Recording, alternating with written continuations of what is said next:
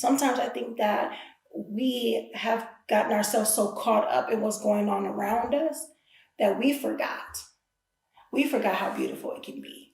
We forgot how to give grace. We forgot how to be intimate, when it's just not just a sexual thing. We forgot how to communicate properly.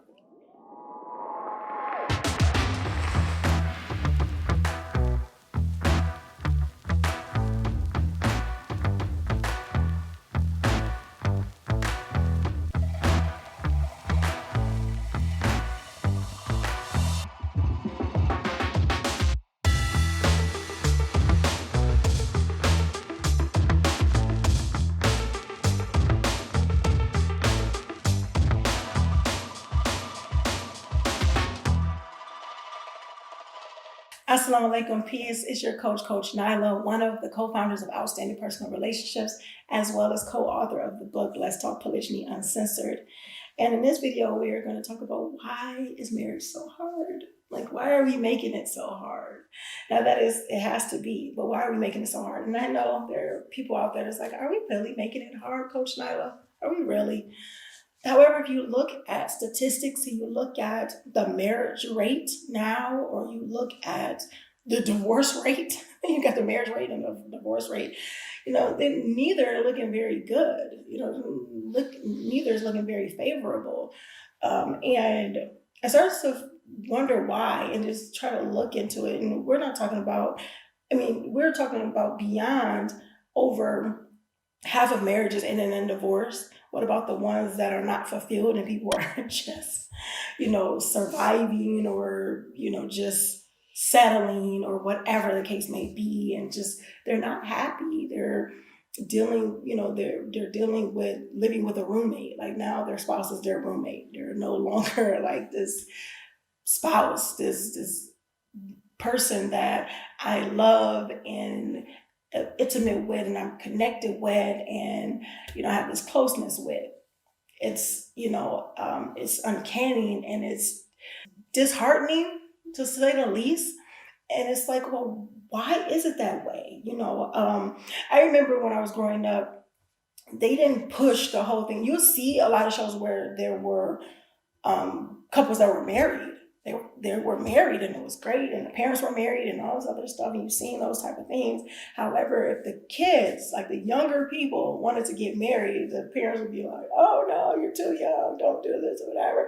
So I've noticed that that's one of the reasons, that's a thing that can make marriage difficult, because people see that, oh, well, okay, well, I have to have all of these things in place. I have to have all my ducks in a row before I get married, before I do any of this type of stuff. Like when we get married, we just have it all together. Like we don't grow anymore.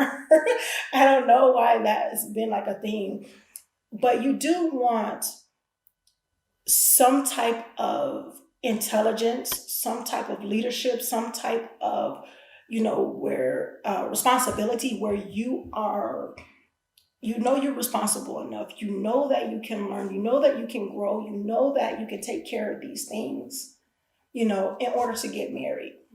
That's understandable. But people will put in a lot of different, it can be this, it can be that you don't have enough this, you don't have enough that, so you can't get married. Or when we our attorney was like, well, he got to be this for me. He got to do this for me. You have, a bunch of Real Housewives this and a lot of reality TV shows that. And then you have people that show these supposedly successful women who have these careers and everything like that. They're not married. They just dealing with this guy and that guy. And so they're kind of jump downs. That's what you're seeing. That's what we're seeing now. That's what's more prevalent and prominent, in the public eye right now.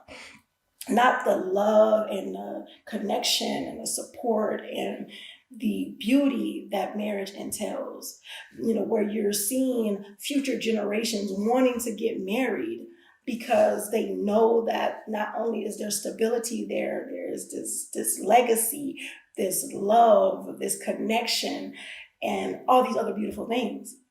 But see, if we're not sharing that, we're making it hard. We're making it harder for our generations, our future generations, to see the beauty in it. So there's like, no, I'm good. I'm good with my money. Let me, grab the bag, or let me, chase the bag. Like that would be my thing. Let me, cuddle up to that. Let me, build a legacy with that. No, don't get me wrong. You probably could. I don't know how great the legacy would be, but you could. But when it comes, I guess, I was like, oh, yeah. I was like, you could, I guess you can. But my thing is that when it comes to marriage, showing the beauty of it, in order to do that, we have to work the beauty of it. We have to see the beauty of it. Sometimes I think that we have gotten ourselves so caught up in what's going on around us that we forgot. We forgot how beautiful it can be. We forgot how to give grace. We forgot how to be intimate, when it's just not just a sexual thing. We forgot how to communicate properly.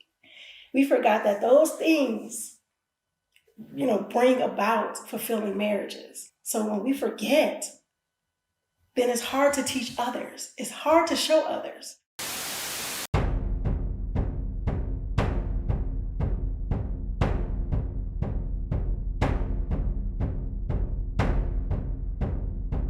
Hear ye, all my fellow wives in polygyny and polygyny wannabes.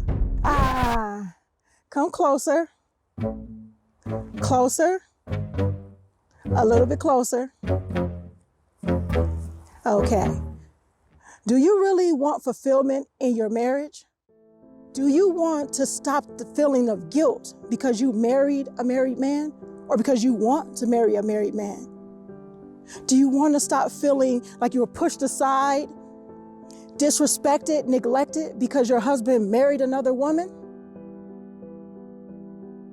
The solution to these feelings and others lie with being intentional and courageous communication, as well as embracing your identity.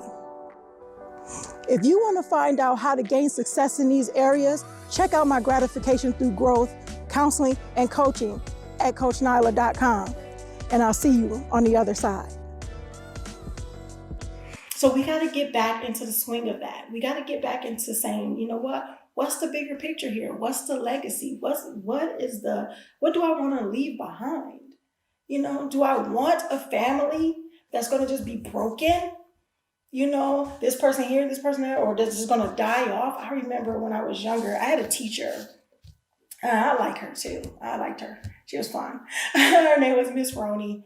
And even though we teased her because we're kids and we didn't know any better, we was just big knotheads.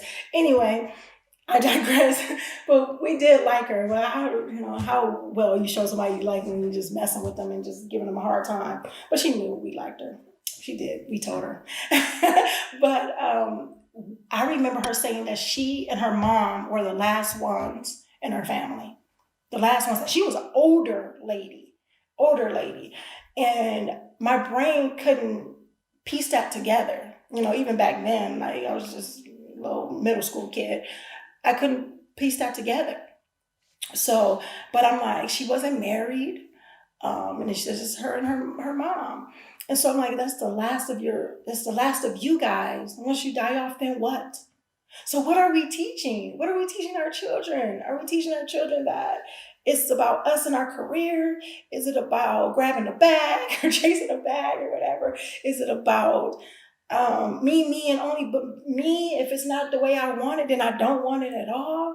Or is it about building a legacy, building a family, growing with my husband? I saw a Darman episode, and I'm actually calling it out right now, where it was like, I guess it was like an Indian girl and her mom wanted to, have her get married and everything like that. So she's trying to introduce her to this guy who was very wealthy and everything like that. And he was a nice guy, but he saw that he felt her energy, that she wasn't trying to get with him or anything like that.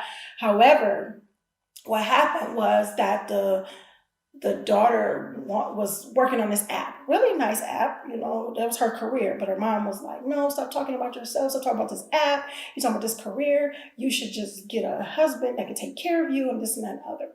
This is what I feel that the video missed. That because in the end she ended up, I guess, dating the guy, but she also was able to get this app off the ground with actually his help. She got the app off the ground, and she was able to pay for this stuff, which was so, you know, pay for her house and all this other stuff to kind of prove her mom wrong. But the thing is that if her mother, if the narrative went where her mother was actually pushing her to, you know, still, you know what, have this app, have this business, have this thing, but you can have this husband that can assist you with it and help you with it, and you guys can grow together and build together, it would have been a whole different narrative, a whole different situation. So being able to say, you know, you're not just getting married to just sit around and not do anything. Yeah, you know, women are married who still have businesses that's not taking away from their families, and those businesses are doing extremely well. You have the husbands and the wives working together in businesses, like, you know, our husband and my co-wife, we're working together in business. So being able to teach those things and be very instrumental and being very, it's very instrumental in being an example of how great that can be as a team, as family building and legacy building. Then we can show people how great and beautiful marriage is, and maybe we will stop making it so hard.